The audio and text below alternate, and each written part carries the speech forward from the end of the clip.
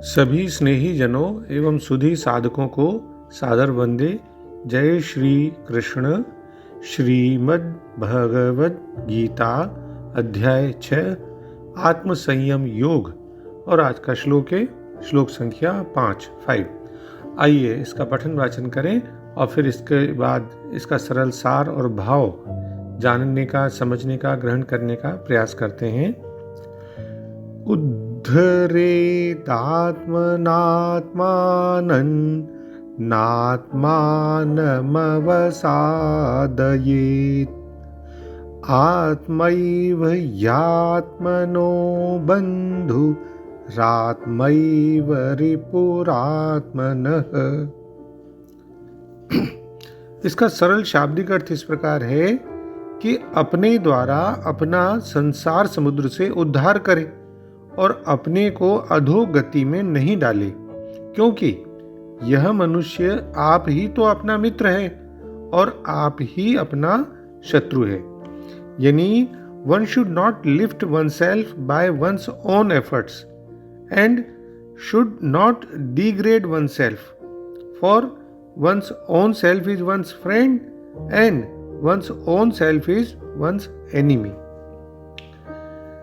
सबसे पहले हम पदच्छेद के माध्यम से संस्कृत शब्दों का हिंदी अर्थ देख लें। इस श्लोक में मनुष्य को योगारूढ़ अवस्था इसको प्राप्त करने के लिए उत्साहित करने की बात आई है और मनुष्य के कर्तव्य निरूपण की बात भी आई है। और यह योगारूढ़ता जो है वो कल्याण में कारण कही गई है। इसलिए मनुष्य को चाहिए कि पहला शब्द देखें, आत्मना, यानी अपने द्वारा, आत्मानम, अपना संसार समुद्र से, उद्धरेत, उद्धार करे, और आत्मानम यानी अपने को अधोगति में नहीं अवसादयेत, डाले ही, क्योंकि यह मनुष्य आत्मा यानी आप एव ही तो आत्मनः अपना बंधु मित्र है और आत्मा आप एव ही आत्मनः अपना रिपुः शत्रु है। अब इसमें जो भाव छुपे हुए हैं उनको हम जानने समझने का प्रयास करते हैं। देखिए, योगारूढ़ मनुष्य तो इस संसार समुद्र से अपना उद्धार कर लेता है। तो इसलिए जैसा कि आदि शंकराचार्य जी लिखते हैं कि इसलिए संसार सागर में डूबे पड़े हुए अपने आप को उस संसार समुद्र से आत्मबल के द्वारा ऊंचा उठा लेना चाहिए, यानी योगारूढ़ अवस्था को प्राप्त कर लेना चाहिए और अपना अधःपतन नहीं करना चाहिए, यानी अपने आत्मा को नीचे नहीं गिरने देना चाहिए। अब ये जो है काम वो कौन कर सकता है? वो आप ही करेंगे। क्यों? क्योंकि यह आप ही अपना बंधु है, अपना मित्र है। दूसरा तो कोई है ही नहीं जो आपको संसार से मुक्त करने वाला हो। अगर आपने कोई दूसरे से सांसारिक संबंध भी हैं आपके, तो वो भी आपके लिए मोक्ष के तो विरोधी होंगे, बंधनकारक होते हैं। इसलिए तो ये ठीक है कि कहना कि भाई आप ही अपना बंधु हैं, यानी मित्र हैं। फिर उसके आगे वो कहते हैं कि अगर ऐसा नहीं करेंगे, यानी विपरीत अगर इसके रखेंगे, तो फिर आप ही अपने शत्रु रहेंगे। आप ही अपना शत्रु है, यानी कोई दूसरा तो आपका अनिष्ट करने वाला बाहरी शत्रु तो होगा नहीं, होगा भी तो वो तो आपने ही उसको शत्रु अपना बनाया हुआ होता है ना। तो इसलिए केवल अपने को ही शत्रु बतलाना भी ठीक है। आमतौर से एक प्रचलित मान्यता है कि कोई बाहरी शक्ति स्रोत हो, जैसे ईश्वर की कृपा हो, कोई गुरु है, वो साधक की निरंतर सहायता करे और फिर साधन मार्ग में आगे बढ़ा दे। तो इस मान्यता को मानने में कोई हानि नहीं है, लेकिन इस मान्यता के साथ ही स्वयं का पुरुषार्थ होना भी पूरी सफलता के लिए जरूरी है। तो भगवान श्री कृष्ण ये स्पष्ट घोषणा करते हैं कि मनुष्य को अपना आत्म उद्धार अपने द्वारा ही करना चाहिए। यानी इसको हम इस प्रकार समझें कि मनुष्य के व्यक्तित्व के दो पहलू हैं। एक है आदर्शवादी पहलू जो एक तरफ है, और दूसरी तरफ है उसका वास्तविक रूप जो दूसरी तरफ है। बीच में एक खाई है बहुत बड़ी। तो ये जो बीच की खाई है, यही एक पूर्णता से और दूसरी तरफ जो पतन है उसके बीच का ये मापदंड है। इसी को उसको खुद ही तय करना होगा, खाई को पाट के किसी तरीके से। और जो आदर्शवादी व्यक्तित्व है उसके और जो वास्तविक व्यक्तित्व है उसके बीच की जो खाई है उसको खुद ही उसको पाटना होगा, तभी वो पतन से पूर्णता की तरफ जा सकता है।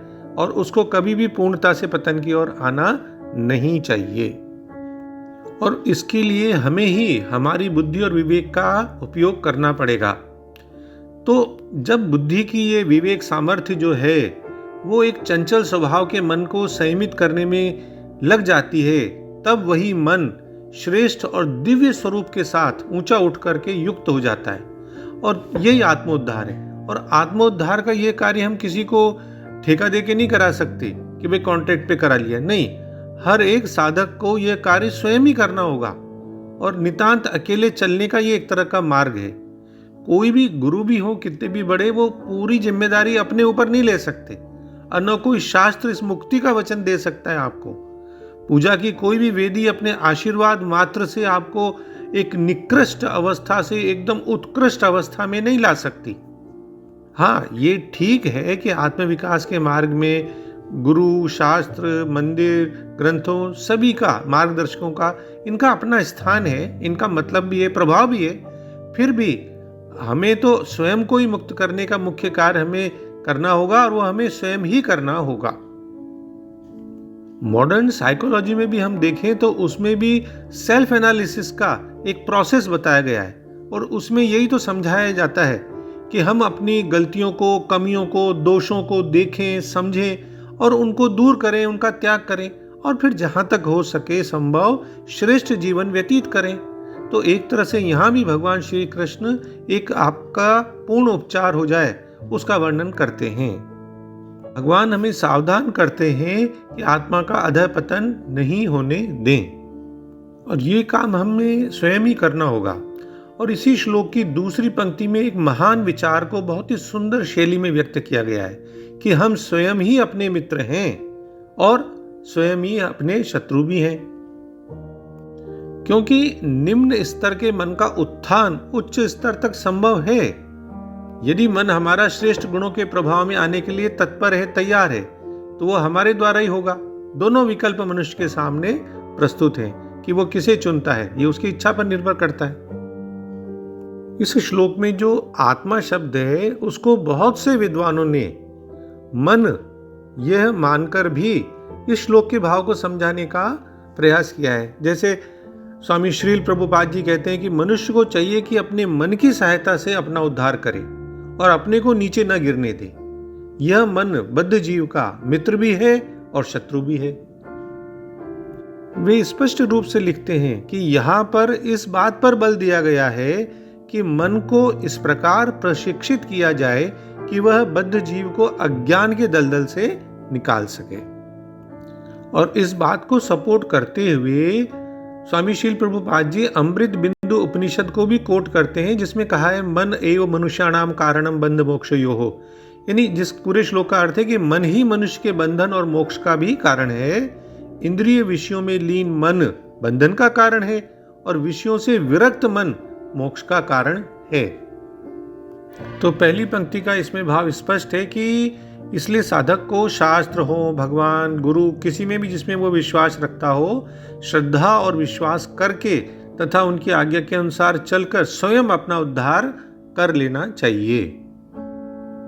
और फिर कहा है न आत्मानम अवसादयेत, वह अपने आप को पतन की तरफ नहीं ले जाए। और फिर आता है आत्मैव विहात्मनो बंधु। अब चूंकि वह स्वयं ही अपना उद्धार कर सकता है, इसलिए वह स्वयं ही अपना बंधु है, मित्र है। और फिर अंत में भगवान ने कहा आत्मैव रिपुरात्मनः, यह आप ही अपना शत्रु है। यानी जो अपने द्वारा खुद अपने आप का उद्धार नहीं करता, तो वो फिर अपने आप का ही शत्रु स्वयं ही हो चुका। देखिए, हम घोड़े को पानी के स्रोत तक ला सकते हैं, तालाब तक ला सकते हैं, पीना तो उसको ही पड़ेगा। यदि हमें खुद ही भूख नहीं है तो दूसरे के द्वारा कैसा भी भोजन दिया जाए वो हमारे किस काम का। ऐसे ही खुद की अगर लगन न हो तो किसी भी गुरु का, संत का, महात्मा का, शास्त्र का उपदेश या मार्गदर्शन किस काम का। तो उद्धरेदात्मनात्मानम। इसका मतलब यही निकला कि अपने में ही कमी देखें और फिर उसको दूर करने की चेष्टा करें, अपने को ही उपदेश दें, अपना ही मार्गदर्शक स्वयं बने, आप ही अपना शासक बने। यानी और सरल शब्दों में श्लोक का भाव देखें तो मन की शक्ति द्वारा आत्म उत्थान करो और स्वयं का पतन नहीं होने दो। मन ही जीवात्मा का मित्र है और शत्रु दोनों हो सकता है। यानी हम अपने आत्म उत्थान और उसके पतन के लिए स्वयं ही उत्तरदायी होते हैं। एक हिंदी में कहावत है कि एक पेड़ पर दो पक्षी बैठे, एक गुरु एक चेला, अपनी करनी गुरु उतरे अपनी करनी चेला। मतलब यह है कि एक पेड़ पर अगर दो पक्षी बैठे हैं, एक गुरु और एक चेला, तो गुरु का पतन उसके स्वयं के कर्मों से होगा और चेला उसका पतन भी अपने कर्मों से नीचे की ओर वो गिरेगा, तो उसका पतन भी इसी प्रकार अपने कर्मों से होगा। तो बहुत ही स्पष्ट बात है कि सेल्फ एनालिसिस द्वारा यदि हमें अपनी वर्तमान अवस्था का सही सही बोध हो जाता है, केवल तभी हमारे भीतर आत्मविश्वास जागृत होगा और हम अपने प्रयत्नों से भी स्वयं का उत्थान कर सकते हैं। तो यहां भी भगवान श्री कृष्ण के कहने का यही भाव है कि एक और जीवात्मा के परम हितैषी के रूप में मन में हमें परम लाभ प्रदान करने की क्षमता होती है और दूसरी ओर उसी मन में हमें अधिकतम हानि पहुंचाने की भी क्षमता होती है। तो नियंत्रित मन अद्भुत कार्य पूर्ण कर सकता है और अगर अनियंत्रित है मन तो अति अधम विचारों के द्वारा हमारी चेतना को विकृत भी कर सकता है। तो मन का मित्र के रूप में प्रयोग करने के लिए इसकी प्रवृत्ति को समझना आवश्यक है और इसीलिए भगवद गीता में भगवान श्री कृष्ण बार बार मन और बुद्धि की चर्चा करते हैं और इन्हें भगवान को समर्पित करने पर बल देते हैं। शंकराचार्य जी ने आत्मा को स्पष्ट करते समय मन को भी 4 प्रकार से वर्गीकृत किया है, मन बुद्धि चित्त अहंकार। खैर, तो इसलिए जब भगवान श्री कृष्ण कहते हैं कि हमें मन का प्रयोग स्वयं के उत्थान के लिए करना चाहिए, तब उनका कहने का मतलब ये होता है कि हमें अपने उन्नत मन या बुद्धि विवेक का प्रयोग करके अपने अवनत मन को ऊपर उठाना चाहिए। दूसरे शब्दों में कहें तो बुद्धि विवेक का प्रयोग मन को नियंत्रित करने के लिए करना चाहिए। और विस्तृत व्याख्या भी इसकी हम देख सकते हैं 2.41 में, 2.44 में और फिर 3.33 में। तो बहुत ही सरल भाव है कि मनुष्य अपने आप को ऊंचा उठाए, अपने आप को नीचा नहीं करे, क्योंकि वह आप ही अपना मित्र है और आप ही अपना शत्रु है। प्रत्येक व्यक्ति को अपने प्रयास से स्वयं को ऊपर उठाना चाहिए। शास्त्र गुरु मार्ग दिखाते हैं, लेकिन प्रत्येक व्यक्ति को चलना तो स्वयं ही होगा ना उस मार्ग पर। कोई भी गुरु देखिए, चाहे वह कितना भी महान क्यों ना हो, किसी व्यक्ति को मुक्ति नहीं दिला सकता यदि वह व्यक्ति स्वयं पर ही कृपा नहीं करे तो। और यदि वह व्यक्ति स्वयं को शुद्ध करने और ईश्वरीय जीवन जीने का प्रयास ही नहीं करता तो कोई भी उसे अमरता का पासपोर्ट नहीं दे सकता। उत्थान, ऊंचा उठना यानी आरोहण, ये कठिन है और नीचे गिरना, फिसलना, अवरोहण, पतन, ये बहुत सरल है। इसलिए भगवान एक तरह से चेतावनी देते हैं कि मनुष्य को अपना पतन नहीं करना चाहिए, अपने आप को नीचे मत गिरने दो। मानव मन में 2 विरोधी शक्तियां हैं, एक अच्छाई और एक बुराई। इन दोनों का युद्ध क्षेत्र है मानव मन। तो इसलिए भगवान यह कहते हैं कि मन यानी जो इसमें आत्मा के रूप में कहा गया है, मन, योर सेल्फ, तो वो आपका मित्र भी है और आपका शत्रु है, दोनों ही है। वो अशुद्ध मन है तो शत्रु है और शुद्ध मन है तो मित्र है। तो इसलिए भगवान का मानव जाति के लिए बहुत ही प्रेरणादायक आह्वान इस श्लोक में दिखाई देता है कि उन्होंने अपने स्वयं के उद्धार की सारी जिम्मेदारी आप पर डाल दी है। ऊपर उठो, नीचे मत जाओ, तुम्हारा भाग्य तुम्हारे अपने हाथों में है, प्रयास करो और सफल हो जाओ। हम में से हर एक को ऊंचा उठने या नीचे गिरने की स्वतंत्रता है और हमारा भविष्य हमारे अपने हाथों में है। इस श्लोक के माध्यम से यही हमारे लिए एक तरह से संदेश है। तो अंत में हम डॉक्टर राधा कृष्णन जी के सरल शब्दों में इसका भाव देख लें। मनुष्य को चाहिए कि वह अपने आप को ऊपर उठाए, वह अपने आप को नीचे न गिराए, क्योंकि आत्मा ही अपनी मित्र है और केवल आत्मा ही अपनी शत्रु है। जय श्री कृष्ण। ओम श्री कृष्ण अर्पणमस्तु। डॉक्टर बी के शर्मा के प्रणाम और किसी भी भूल अथवा त्रुटि के लिए क्षमा। सर्वे भवन्तु सुखिनः, सर्वे सन्तु निरामया।